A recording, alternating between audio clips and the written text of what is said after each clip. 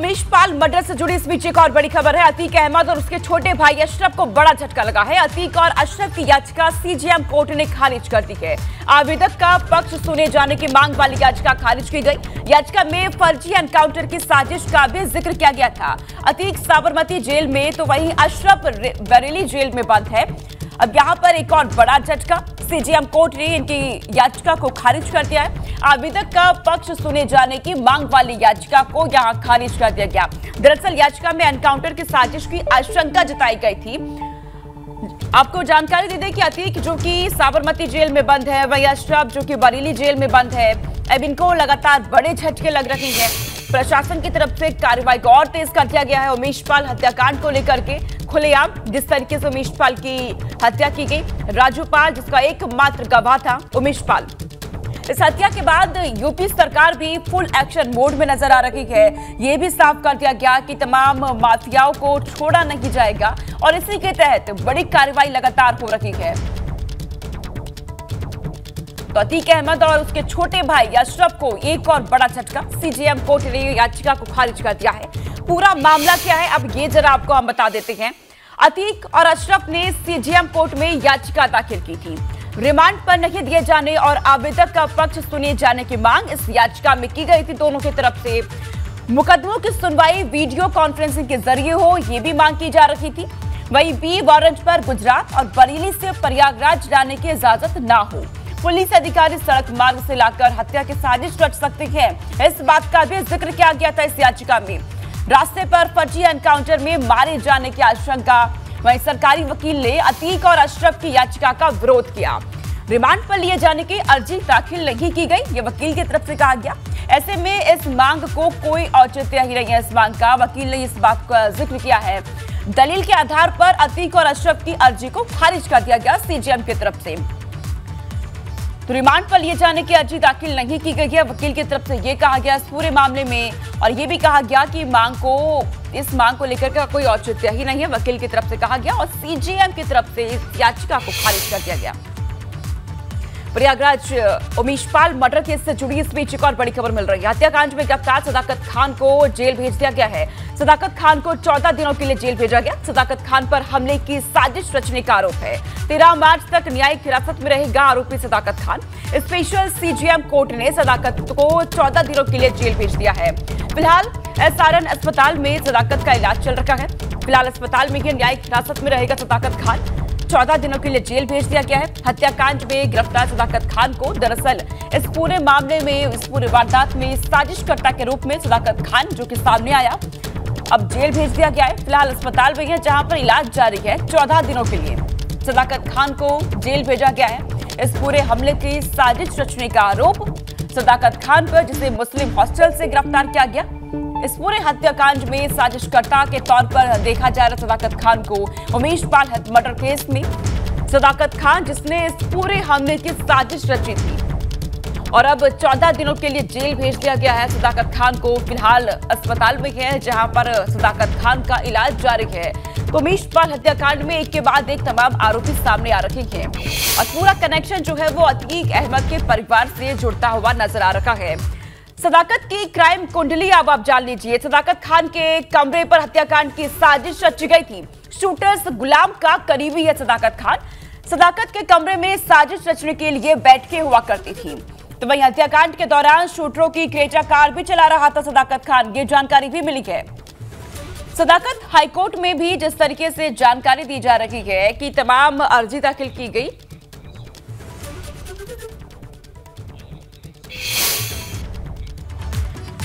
उमेशपाल हत्याकांड में जान गंवाने वाले गनर के परिजनों से डीजीपी ने बातचीत की है। डीजीपी ने मृतक गनर संदीप निषाद के परिवार से बातचीत की। डीजीपी ने पिता को हर संभव मदद का आश्वासन दिया है। डीजीपी डीएस चौहान ने संतराम निषाद से बातचीत की और कहा कि सरकार और पुलिस आपके साथ है। दवा, इलाज, खाने पीने की सारी व्यवस्था की जाएगी। क्या हुई यह पूरी बातचीत, आइए आपको सुनवाते हैं।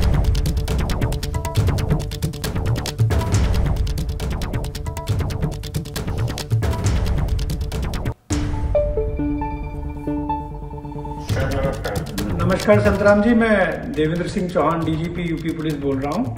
जी। और मुझे आपसे ये जरूर कहना था कि आपका बेटा संदीप हमारे फोर्स का एक बहुत बहादुर सिपाही था और उसने अपनी ड्यूटी कर्तव्य के लिए अपनी जान की कुर्बानी दी है।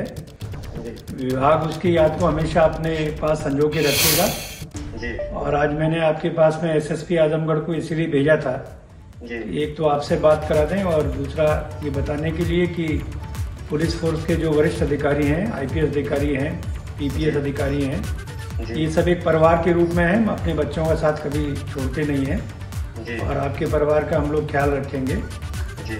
आप इसकी संदीप की पत्नी का क्या हालचाल है अभी? ग्लूकोज चल रहा, तबीयत खराब थी। अच्छा, इसको अलग से कोई डॉक्टरी इलाज कराना हो तो आप बता दीजिएगा, तो हम अभी एसएसपी को बोल देंगे, हॉस्पिटल में भर्ती करा देंगे और इलाज का सारा खर्चा हम लोग ही इसको वहन करेंगे। जो आपको परेशान होने की ज़रूरत नहीं है। और इनके जितने देयक हैं तो अभी मैं सीपी प्रयागराज को बता दूंगा, तो जल्दी इनको बनवा देंगे।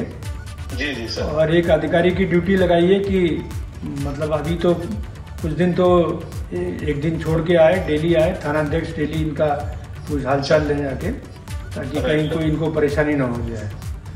और इसका जो संदीप की पत्नी है उसके इलाज का आप ठीक से व्यवस्था करा दीजिए। हाँ, चाहे तो अपने साथ ले जाइएगा और हॉस्पिटल में भर्ती करा दीजिएगा। इन लोगों के रहने के खाने का इंतजाम करा दीजिएगा वहाँ पर। बिल्कुल सर। ठीक है, एक परिवार के रूप में इनको हाथ पकड़ के रखिए, इनका छोड़ना नहीं है। बिल्कुल ध्यान रखूंगा सर। बिल्कुल ठीक है, जरा इनसे संतराम जी से बात करा दीजिए। प्रयागराज के उमेश पाल हत्याकांड से जुड़ा इस वक्त का बड़ा अपडेट सामने आया है। उमेश पाल हत्याकांड में मुख्य आरोपी पूर्व सांसद अतीक अहमद के बेटे असद की तलाश में छापेमारी की गई है। महानगर के यूनिवर्सल अपार्टमेंट में पुलिस और एसटीएफ की टीम ने एक साथ छापेमारी की है। यूनिवर्सल अपार्टमेंट की दूसरी मंजिल पर अतीक अहमद का फ्लैट है। उमेश पाल की हत्या के बाद रविवार को लखनऊ में असद की लोकेशन मिली थी। पुलिस और एसटीएफ की टीम ने फ्लैट की तलाशी ली है। फ्लैट में मिले कर्मचारियों से भी पूछताछ की जा रही है। अपार्टमेंट की पार्किंग से अतीक के परिवार के नाम की रजिस्टर, मर्सिडीज और लैंड क्रूजर कारें मिली हैं। महानगर पुलिस ने जब्त की गई अतीक की दोनों लग्जरी कारें जब्त कर ली है। लखनऊ में अतीक के कई परिचितों और मददगारों के ठिकानों पर भी छापेमारी की जा रही है। पुलिस ने लैंड क्रूजर और मर्सिडीज अपने कब्जे में ले ली है। वहीं वारदात को अंजाम देने के बाद अपार्टमेंट में ही रुके थे शूटर्स, इस सूत्रों के हवाले से जानकारी मिल रही है। तो इस पूरे हत्याकांड में अब एक और नया मोड़ सामने आ चुका है। एक के बाद एक बड़े खुलासे हो रहे हैं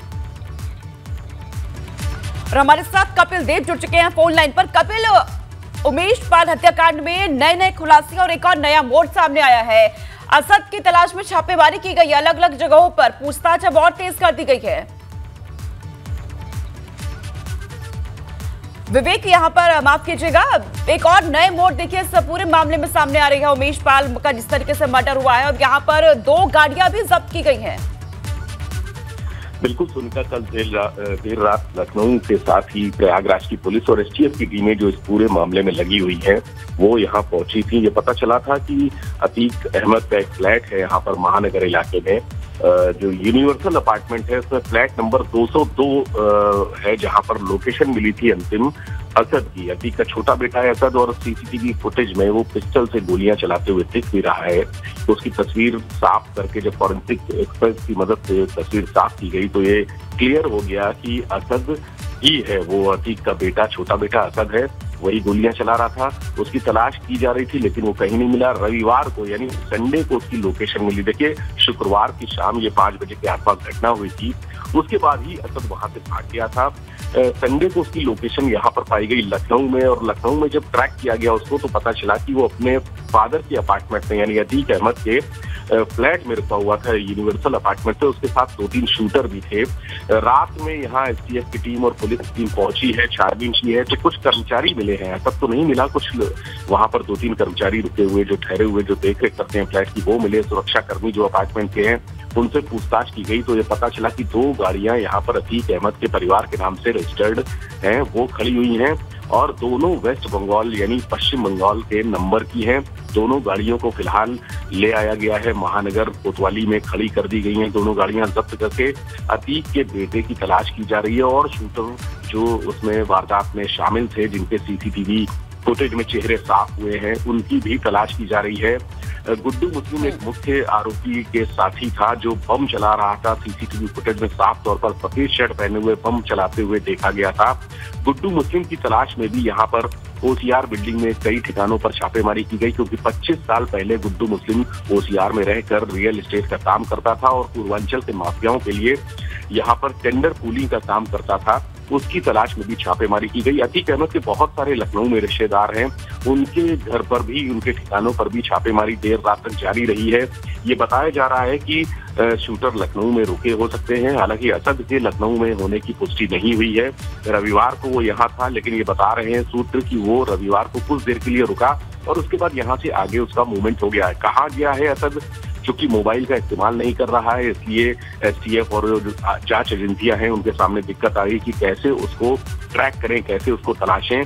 अभी तक उसने अपने किसी सहयोगी के फोन नहीं किया है, संपर्क नहीं किया है, क्योंकि पुलिस के पास यही एक ऐसी सबसे मजबूत चीज है, सर्विलांस, जिसके आधार पर असद का पता लगाया जा सकता है। हालांकि वो शातिर है, आपराधिक परिवार से जुड़ा हुआ है, इसलिए वो फूक कर कदम रख रहा है। उसने मोबाइल का इस्तेमाल नहीं किया, यहाँ तक कि अपने जो ट्रांजैक्शन होते हैं, मनी ट्रांजैक्शन, अब वो अगर डिजिटल ट्रांजैक्शन करते हैं तो वो उसने भी बंद कर दिए हैं। क्रेडिट कार्ड और उसने डेबिट कार्ड का इस्तेमाल भी बंद कर दिया है। तो पुलिस के सामने अभी फिलहाल कोई चारा नहीं है असद को तलाशने का। जो जमीनी स्तर पर जो बिल्कुल जैसे जैसे इसकी जांच हो रही है विवेक, सीधे जांच की जो आंच है वो अतीक अहमद की तरफ ही जुड़ती नजर आ रही है। बहुत शुक्रिया विवेक तमाम जानकारी तक पहुंचाने के लिए। इस बीच एक और बड़ी खबर, उमेश पाल मर्डर के आरोपियों पर एक्शन की तैयारी की जा रही है। वारदात में शामिल कुछ आरोपियों के घर गिराए जा सकते हैं। प्रशासन आज से बुलडोजर अभियान की शुरुआत कर सकता है।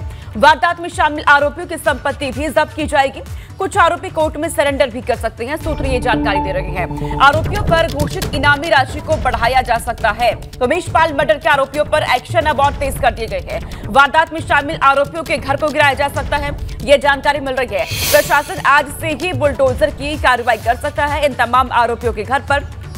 उमेश मर्डर केस में अब तक क्या कुछ हुआ है वो आपको बता देते हैं। शूटर्स की तलाश में यूपी के कई इलाकों में छापेमारी की गई। लखनऊ के महानगर इलाके में यूनिवर्सल अपार्टमेंट में छापेमारी की गई है। पुलिस ने यहां से लैंड क्रूजर और मर्सिडीज अपने कब्जे में ली है। वहीं अतीक अहमद और उसके छोटे भाई अशरफ को बड़ा झटका इस पूरे मामले में लगा है। अतीक और अशरफ की याचिका सीजेएम कोर्ट ने भी खारिज कर दी है। वहीं आपको बता दें कि बी वारंट के तहत अतीक को प्रयागराज लाया जा सकेगा। बरेली जेल में बंद अशरफ को भी प्रयागराज लाने की तैयारी की जा रही है। तो एक के बाद एक बड़े झटके लग रहे हैं यहाँ पर। पुलिस एनकाउंटर में आरोपी अरबाज मारा गया है। मुस्लिम हॉस्टल से साजिशकर्ता सदाकत खान को भी गिरफ्तार किया गया, जिसके ऊपर इस पूरे मर्डर को लेकर साजिश रचने का आरोप सदाकत खान, उसकी गिरफ्तारी हुई है। मुस्लिम हॉस्टल से गिरफ्तारी यहाँ पर हुई है। तो इस पूरे मामले में लगातार पुलिस की जांच तेज हो रही है, नए नए खुलासे हो रहे हैं, नए मोड़ सामने आ रहे हैं। छापेमारी की जा रही है पुलिस की तरफ से तमाम आरोपियों को लेकर के। वहीं आज से प्रशासन बुलडोजर की कार्रवाई करने जा रहा है। जो भी आरोपी इस पूरे वारदात में शामिल है उनके घरों को गिराया जाएगा। इसके लिए पूरी तैयारी कर ली गई है प्रशासन की तरफ से। बात बरसाना की लठमार होली की, जिसकी धूम आज जमकर देखने को मिली है, क्योंकि जब बरसाना में लठमार होली शुरू हुई तो पूरे देश की निगाहें बरसाना पर टिक गई। ग्राउंड जीरो से रिपोर्ट देखिए।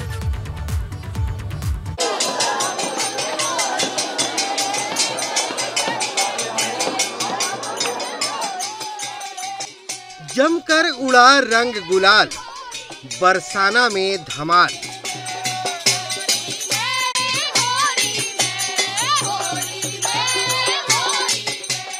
लठमार होली, लोगों पर छाई ब्रज की बोली।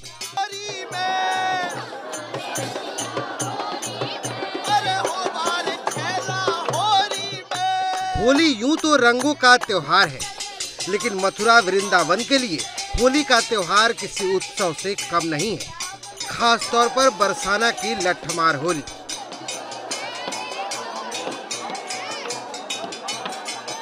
बरसाने में वो लठमार होली शुरू हो गई है, जिस पर पूरी दुनिया की निगाहें टिकी रहती है। और आप तस्वीरें देखिए, जो गोपियां हैं बरसाने की, वो नंदगांव के गोप पर लाठियों की बारिश कर रही है। और एकमात्र ये दुनिया की लड़ाई है जहां पर जितनी लाठियां बरसती हैं प्यार उतना बढ़ता है।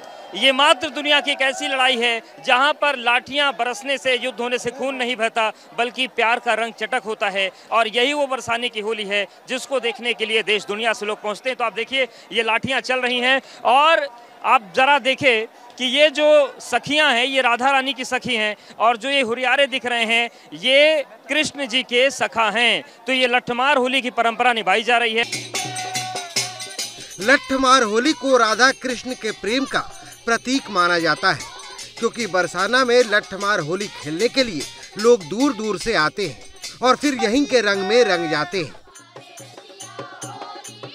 इस पूरी परंपरा का निर्वहन 2 पताकाओं के जरिए होता है। एक पताका होती है भगवान कृष्ण की, दूसरी पताका होती है राधा जी की। और ये जो आपको बरसाने की बहुएं दिख रही हैं, यहाँ पर एक चीज़ और बताना जरूरी है कि जो लाठियाँ चलाती हैं ये गोस्वामी परिवार या सेवायत परिवार की बहुएं हैं। जो बेटियां हैं वो लाठी नहीं चलाती, जो घर की बहू हैं वो लठमार होली में हिस्सा लेती हैं। तो आप ये देखिए, ये एक ऐसी परंपरा है, ये एक ऐसी सनातन परंपरा चली आ रही है प्रेम की, जो दिन दूना रात चौगुना जिसके प्रति आस्था बढ़ रही है। और आप देखिए ये बरसाने की बहुएं हैं जो राधा रानी की सहचरी बनकर इस वक्त लठमार होली का जो पूरा दौर चल रहा है उसको बुलंद कर रही हैं।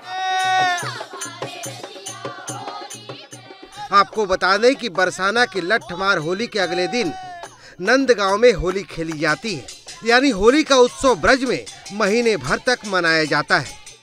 यहाँ के बारे में कहा भी जाता है, जो रस बरस रहे हो बरसाने वो रस तीनों लोक में नहीं। और एक बात और कही जाती है कि बरसाने में वास को शिव शेष करें आस, जाकी महिमा क्या कहें जहाँ कृष्ण बने सखीदास। तो सखी का बेस यहाँ पर कृष्ण बना कर आए थे और इसी वजह से ये बरसाने की होली अपने आप में अनुपम है, अनोखी है और वो परंपरा चली आ रही है। सत्येंद्र के साथ अवधेश, एबीपी गंगा, बरसाना।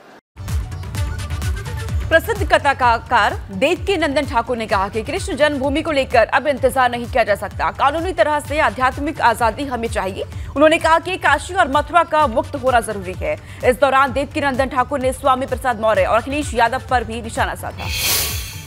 ब्रज में होली की धूम मची हुई है, लेकिन इन होली के रंगों के साथ साथ कई ऐसे मुद्दे भी हैं जिनकी गूंज जो है वो सियासी रंग पर असर डाल रही है। और ख़ासतौर से अगर हम ब्रज की बात करें, अयोध्या की बात करें, संतों की नगरी की बात करें, तो तमाम ऐसे मुद्दे हैं जो संतों के इर्द गिर्द घूम रहे हैं और होली में निश्चित तौर से ये गूंजें। क्योंकि अब अगर हम मथुरा की बात करते हैं तो यहाँ पर भी कृष्ण जन्मभूमि का जो मामला है वो मुखर हो रहा है। इसके अलावा भी तमाम मुद्दे हैं। तो हमारे साथ सुप्रसिद्ध कथाकार देवकी नंदन ठाकुर जी महाराज हैं, उनसे हम बात करते हैं, क्योंकि इस बीच कई ऐसे मुद्दे आए हैं जिनमें उन्होंने अपनी मुखर आवाज़ दी है, लेकिन उसका लॉन्ग टर्म इम्पैक्ट क्या होगा इस पर जानना और समझना बहुत ज़रूरी है। महाराज जी, सबसे पहले तो होली की आपको शुभकामनाएं। होली का पर्व चल रहा है, आपको भी होली की शुभकामना और जितने भी आपके व्यूअर्स हैं एबीपी गंगा के, एबीपी चैनल के, सभी को बहुत बहुत शुभकामनाएं। महाराज जी, दीपोत्सव की जब बात होती है, अयोध्या में दीपोत्सव शुरू हुआ, उसके बाद राम मंदिर अब बन रहा है, रंगोत्सव भी शुरू हुआ था 2017 में, दीपोत्सव भी शुरू हुआ था 2017 में ही। तो अब कृष्ण जन्मभूमि और कृष्ण मंदिर को लेकर आप लोग क्या सोच रहे हैं कि कुछ सकारात्मक चीज़ें होंगी या अभी इंतज़ार के मोड में आप लोग? देखिए, इंतजार कितना करेंगे, 75 साल हो गए हमें आज़ाद हुए और कितना इंतजार करें।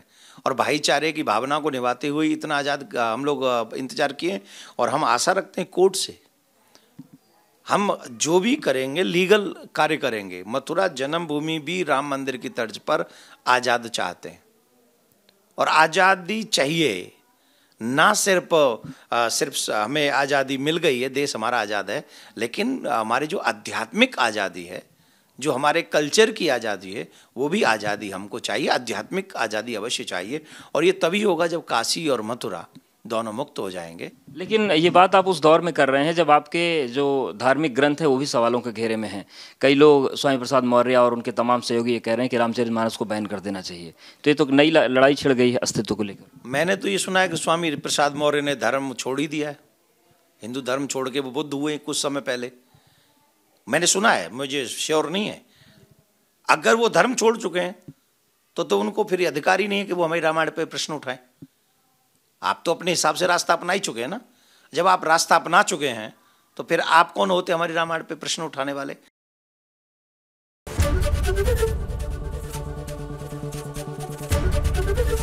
एबीपी गंगा, खबर आपकी, जुबान आपकी।